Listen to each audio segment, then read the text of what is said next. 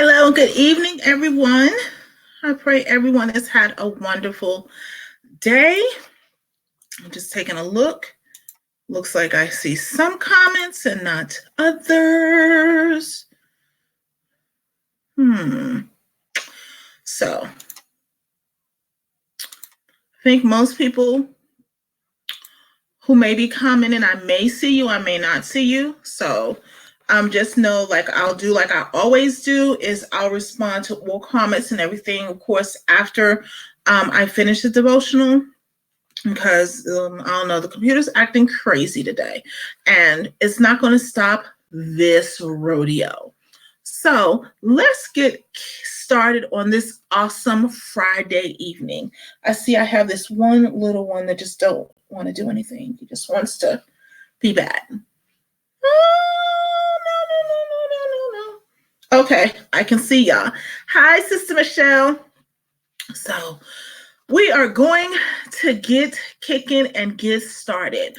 So again, thank you for joining us this evening for our devotional. Here I am responding when God calls your name. And tonight we are going to be talking about Jacob and his here I am moment. And so I'm just excited about this devotional, how it has given us, great techniques on identifying what, our distractions and everything are, the things that we can do to make sure that we are crystal clear and focused.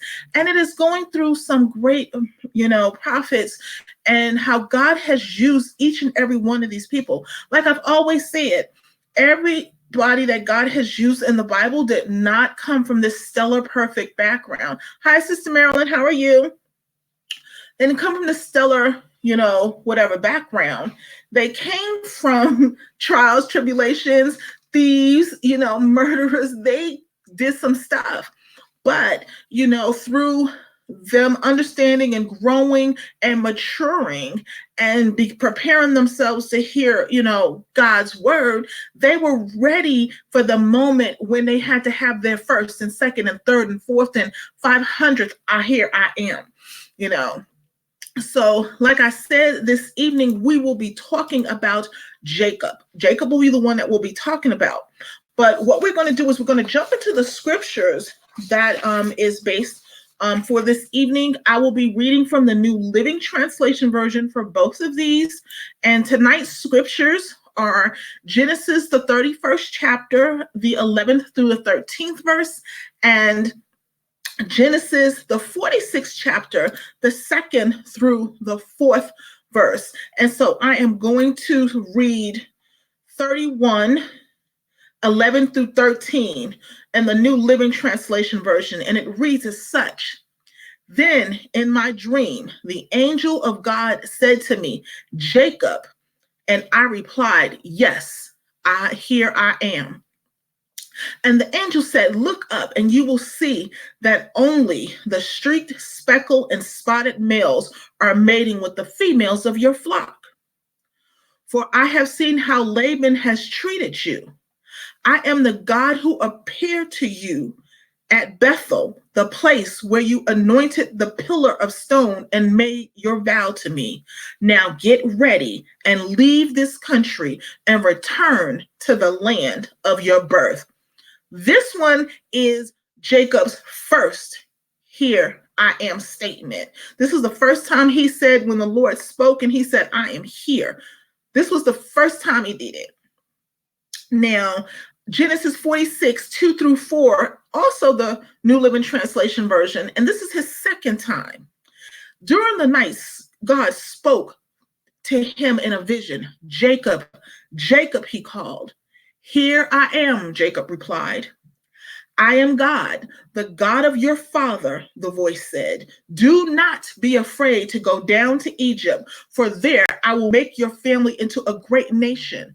I will go with you down to Egypt, and I will bring you back again. You will die in Egypt, but Joseph will be with you close to your eyes.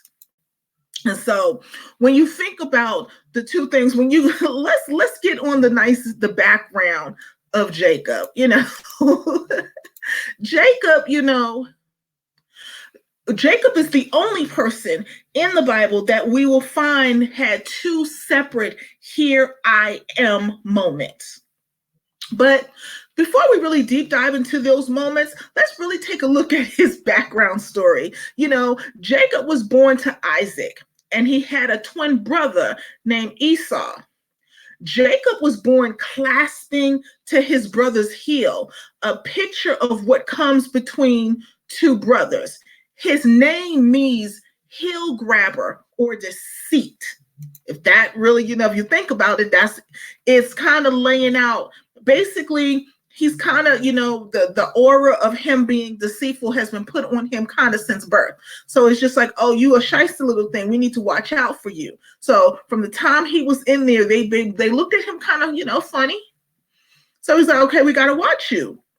Now, as an adult, Jacob and Esau had two experiences that further caused division in the family. The first is Esau had been out hunting and came home hungry, and Jacob made some stew. And when Esau asked for some, Jacob offered only if Esau would give him his birthright. Now, for those who don't understand what a birthright is, it's the same thing as the modern day now what inheritance would mean. However, the birthright is like the double portion of inheritance and the role of the family priest. So it's basically, it's being like the head of the house. Usually that is reserved for the firstborn, the oldest. So therefore, Jacob wanted that. And so he was like, you want this food, you're going to get it to me. And you know what? Because he was hungry, Esau gave it to Jacob. Now, the second instance, their father Isaac was thought to be on his deathbed, and Isaac invited Esau in so that he can give him the blessing. And mind you, Esau was the firstborn of the boys. And the blessing that the father bestows upon that child granted prosperity and the covenant line. So when the boy's mother, these little flies, when Rebecca heard what was happening, she instructed Jacob to dress as Esau and go to Isaac and steal the blessing. You see how this is set up, right? It was just like from birth, you set up with the idea that you're deceitful and that you're not trustworthy and you're a slickster and you're a shyster. And so as you get older, you embody those things that someone else has put on you. And not only that, you have somebody help you do it. Many of us can relate to this story, can we? So Jacob did what he do. Look, what would anybody do? My mama told me to do that, so I'm gonna do it. So he went and he got dressed up as Esau and he stole the blessing. And when Esau heard this, he vowed to kill Jacob once his father died. So Jacob fled. Now understand something. They would never, he said, I'm not gonna touch you while our father was alive. So movie reference. I love The Godfather. And we get to the scene. It reminds me of the scene at The Godfather when Michael finds out that his brother, Fredo, was the one that betrayed him and the family. That his brother was the one that got the hit put on him because the brother was jealous or whatever. And so, the brother was like, Fredo was like, I wanted my own. I was tired of being your little brother. I'm the oldest. I should have had all of this thing. I didn't want it to be this way. I wanted it what I wanted. I didn't want you to be whatever. And basically, Michael said, nothing is to happen to him while my mother's alive. Nothing at all. And so that's basically what Esau did. He was like, you know what? I'm not going to do nothing to you while daddy's alive, but wait till he gone. I'm coming for you. So basically what he did was Jacob fled. So he went away from his family and toward his uncle's Laban's home. Now, this is the experience will be where the tables are turned for Jacob. The deceiver will now be deceived. Now, Jacob had fell in love with Laban's daughter, Rachel. And after working 7 years for her. He was giving her older sister in marriage instead. So in order to get Rachel, he had to work another 7 years in order to marry Rachel. Because see, what he don't realize is that it's always the oldest, the firstborn that is married off. It doesn't matter whoever there's a succession, a line that you have to follow. So, Laban was like, oh, you want her. I know you want her. So I'm going to get labor out of you. You're going to work double portion. I'm just not going to hand her over to you. I'm going to get two for the price of one. And that's what Laban did. So when we get to Jacob's first "here I am" statement, it took place after many years with Laban, and after growing his family and acquiring some wealth, he, had been through some hard, stuff, but he matured during the process. Then God called his name and told him to return to Esau. Now think about it. God just told you to go and pay your big brother a visit, the one who you stole. Not only did you deceive him and trick him into giving you his birthright, but then you were so shysty and whatever, and you stole his blessing. And God tells you to return back to him. Most of us would have been like, what? You want us to do what? Are you crazy? What? I'm not going to do that. No way, no how, no chance. No chance. But he did. He went back to Esau. And even though last he heard his brother wanted to kill him, Jacob packed up his family and everything he earned and went back to Esau. And when he did, Esau welcomed him back with open arms, and reconciliation took place. So sometimes when God tells us to do things, it's not to harm us, but it's like in the heat of the moment, there are things that are said sometimes. There are things that we do a lot of times. It's not that we mean those things, but the person that has potentially or who has wronged you has definitely wronged you greatly, but you don't really mean that you're going to kill them. You're not really mean you're going to hurt them. You're hurt by the things that they did to you. So therefore, God is going to always open up an avenue of reconciliation. Now, had Jacob not matured and grown in his trials and in his tribulations, he would not have been able to hear God calling him to do this. If he was still boastful in his pride, he would have, if he still thought that he can slick the slicks or do whatever, he would have still been sitting there, being miserable. But he decided not only to be open in his mind and in his heart, he decided to be obedient as well. And that obedience led him to the reconciliation with his brother. Now, his second "here I am" statement is he's older. Now his sons are all grown up. Now, as you know, Jacob is the father of Joseph.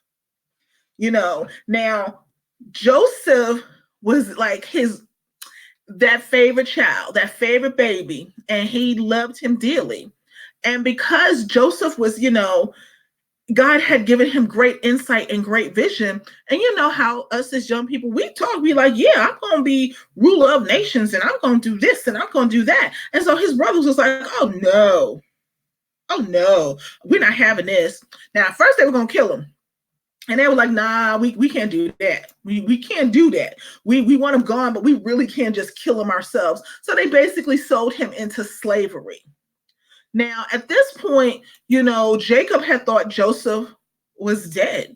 So all of these years had passed, and now, there's a famine that's going on. And after God had raised, Joseph to be the second command in Egypt, basically the brothers had traveled for refuge during the famine, and they met with their brother again. And he told them to get their fathers and their families and come to Egypt for safety. And if you think about it, Jacob had worked so hard for all that he had and all this land and all this thing. And he's like, okay, you're telling me that I should pick up and leave this to go to Egypt. But how is that going to work? Is everything going to be good? And so when he, God, reached back out to him, and he, said, God basically confirmed to him, like, going to Egypt was the right thing to do. And it was not so easy when the inheritance and the promised land, was in the rearview mirror. Because it was his, but he had to leave it because he had to feed the rest of his family. But see, had he not said, here I am, Lord, I'm going to go, I'm going to do what you tell me to do, he wouldn't have never, ever known that Joseph was still alive.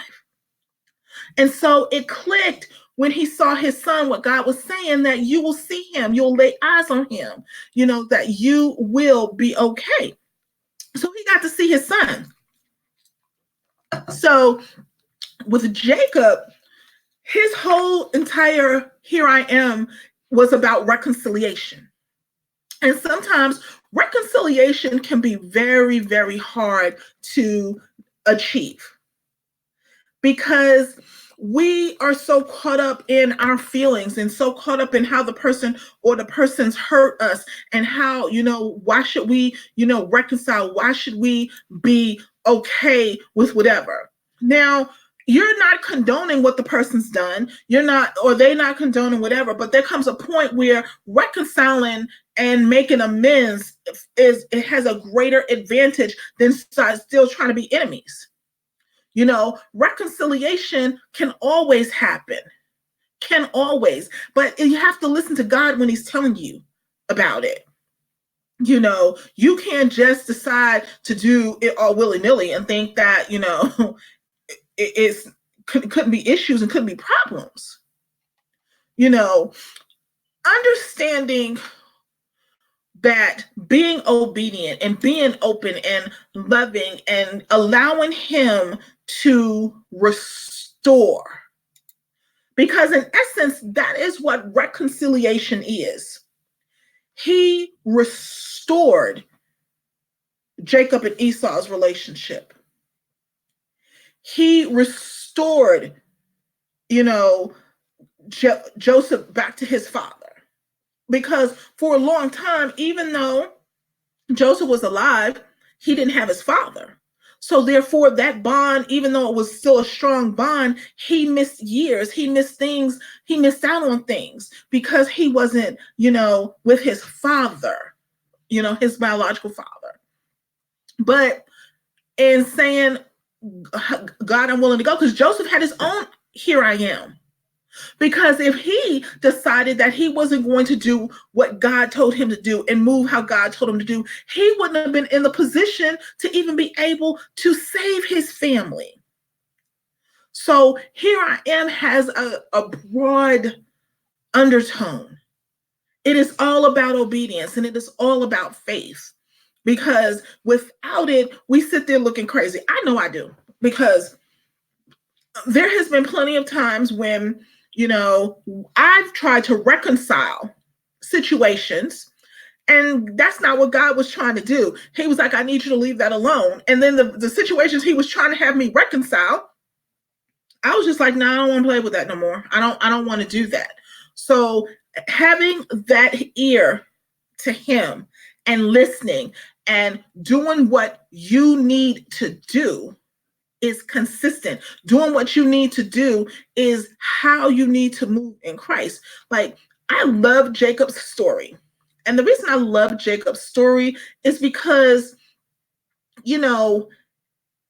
out of all the things he did, out of all the things he tried to, shuck and jive, how he tried to, be slick and sly about everything, he grew in Christ. And so therefore he was so amenable and so willing to be a part of what God needed him to be. He was there, he was open, and he was ready. Like I said yesterday, I want to be at that point, fully at that point. So when God says, calls my name, and I'm like, here I am, and I'm not asking him questions on where we going, why we going, who we doing. Because now I still have those questions. I do. They're not as prevalent as they were before. I've gotten a lot better with it, but we all have them. And that's where our study has to come in. That is where our prayer life has to come in. Again, that is where the relationship with Christ has to be solid. Because when your relationship with God is solid, you can hear him. Again, he's not coming through raging and roaring fires. He's not coming on a blowhorn. He always comes in stillness. Always comes in stillness. He's not going to compete for you to hear him. I'm going to say that again. He's not going to compete for you to hear him. He is going to speak in the manner that he's always spoken. It is our job to cultivate and grow our relationship with him. You know, he gives us free will.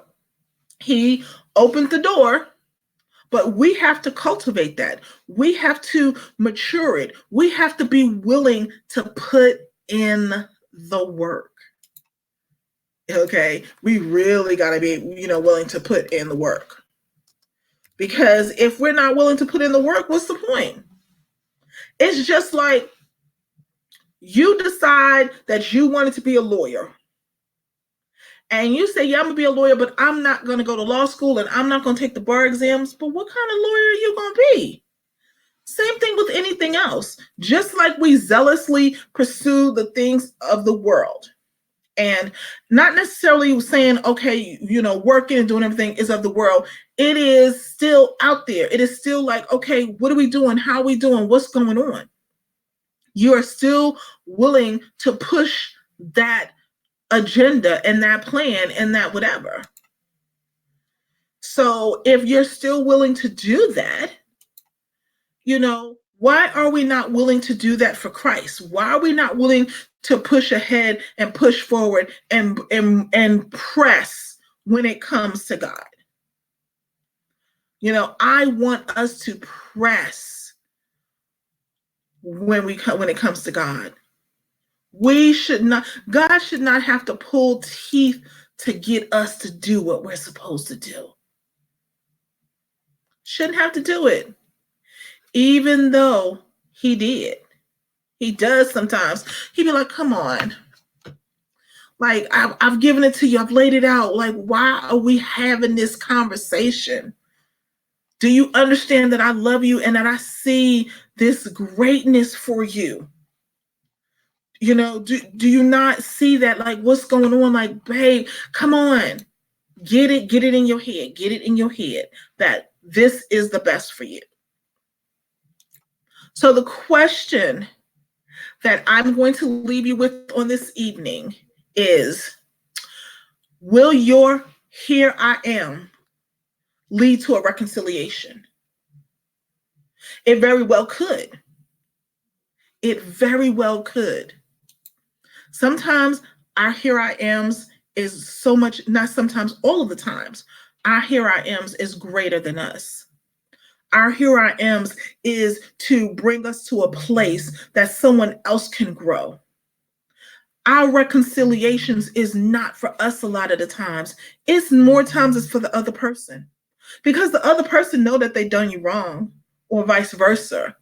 But the willingness to allow God to patch that and repair it and bring closeness again shows who God is and what he's about. Not everything is for reconciliation. But if you allow God to guide you and to seek you and to lead you, you'll know what is and you'll know what isn't. And you'll never have to worry about making that mistake. So begin to say, here I am. And it can lead to great things. It can lead to that reconciliation that you never thought could happen or never would happen. But it's just a matter of your obedience and your faith. And really, are you really willing to put in the work? Are you willing to put in the work? So thank you for joining us this evening for Here I Am, Responding When God Calls. Here I am, Jacob, the story of Jacob. That is so amazing, though. I want to thank everyone for just being here on this evening. If you are not a part of the group or you're on Facebook and you want to find us, you can find us at YV Daily Devotionals. That is Y as in yellow, V as in Victor, Daily Devotionals. And come on over to the crew. Come on over to the Christ side. We would definitely love to have you. We have all of the resources there, bonus content, all of the videos are there from the beginning of time. So definitely come on board, come and join us and enjoy what God has to offer for you. Now, again, we will be continuing on with this study on next week. So we'll be back here Monday at 8 p.m. I pray that you have an amazing weekend. So get some rest, check out the group, see what new stuff we got going on in there. And we will be back here Monday. Let's see. Let me see. Let's go ahead. Let's see who we're going to be talking about on Monday. Let me pull up our lesson. Who we going to be talking about on Monday? So we are going to be talking about Moses. So Monday we'll be talking about Moses. So come back for that. Have a great weekend. Know that myself and Minister Peterson love you very much. As always, let us know what your prayer requests are and your praise reports are. We definitely we continue to pray for you, but we want to celebrate with you as well. So definitely let us drop those, in the comments. Let us know if you need us to reach out to you on an individual or personal basis, and we'll definitely do that. So I want you to have a blessed evening, have a great night, and we'll see you Monday at 8 p.m. Love you lots. Have a wonderful evening. Good night.